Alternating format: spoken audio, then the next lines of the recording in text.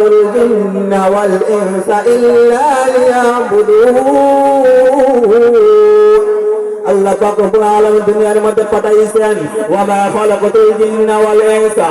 আল্লাহ পাক রব্বুল আলামিন ডাক দিয়া বলেন, আমি মানব জাতি ও জিন জাতিকে সৃষ্টি করেছি দুনিয়ার মধ্যে ইল্লা লিয়াবুদুন,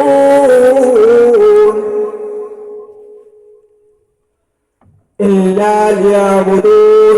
আমি মানুষদেরকে পাঠিয়েছি দুনিয়ার মধ্যে আমার ইবাদত করার জন্য, জিন জাতিকে পাঠিয়েছি আমার ইবাদত করার জন্য। ইবাদত করো, নামাজ কায়েম করো। আল্লাহ নবী বলেন, ইফতাহুল জান্নাতিস সালাহ, নামাজ হলো বেহেশতের চাবিকাঠি। ওই চাবিকাঠি আপনি যদি দুনিয়ার মধ্যে অর্জন না করেন, পরকালে মৃত্যুর উপরে আপনার জান্নাতে নেওয়ার জন্য কিছু থাকবে না। আর আপনি যদি ওই চাবিটা অর্জন করে নিয়ে যান, মরার পরে হাসরের ময়দানে যখন কিয়ামতের ময়দানে তখন আপনার হিসাব নিকাশ শুরু হইবে। নামাজের মাধ্যমে আপনি নামাজ পড়ে দেখাইতে পারবেন।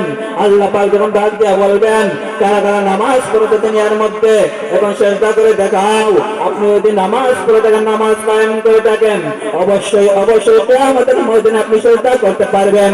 আর যে বান্দা দুনিয়ার মধ্যে নামাজ পড়ে নাই, আল্লাহর বিধান মেনে চলে নাই, ওই বান্দা কিয়ামতের ময়দানে সেজদা দিতে পারবে না, রুকু করতে পারবে না। তার মেরুদণ্ডের হাড্ডি আল্লাহ পাক শক্ত করিয়া দিবেন লোহার মতো শক্ত। তাই প্রিয় হাজিরিন, এই মুমিনদের আলামত প্রথমতেই বলেছিলাম, আল্লাযীনা হুম ফি সালাতিহিম খাশিউন।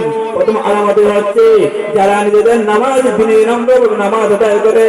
দ্বিতীয় নম্বর আলামত হচ্ছে ওয়াল্লাযীনা হুম আনিল লাগwi মুরিদুন, যারা নিজেদের জবানকে হেফাজত রাখে, অনর্থক কথাবার্তা থেকে বিরত থাকে। তৃতীয় নম্বর আলামত হচ্ছে ওয়াল্লাযীনা হুম লিয-যাকাতি ফাইলুন, যে বান্দা তার যাকাত পরিপূর্ণভাবে যাকাত দান করে।